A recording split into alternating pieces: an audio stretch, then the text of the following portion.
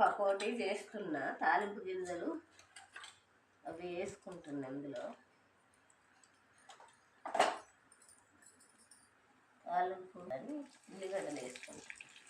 ఉల్లిగడ్డలు, పచ్చిమిరపకాయలు వేసుకుంటాను.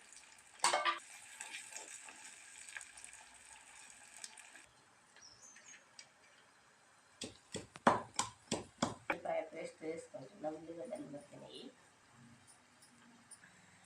పసుపు వేసి పకోడీ ముక్కలు వేసుకుంటున్నా. పకోడీలు వేసినాక పాలకూర పెడతాం.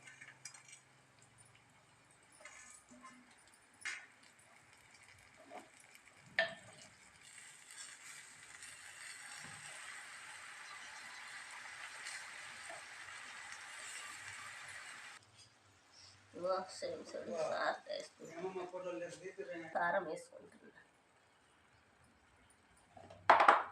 మళ్ళీ ఎప్పుడు చెప్పాలి?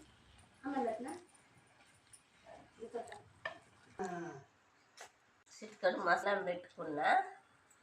కూర వేసుకొని ఇంకోటి కూర అయినది మీకే చూస్తాను. కూర పకోడీ కూర తింటున్నా. టేస్ట్గా ఉంటుంది. మీరు కూడా అందరు వండుకొని ఇట్లా తినండి.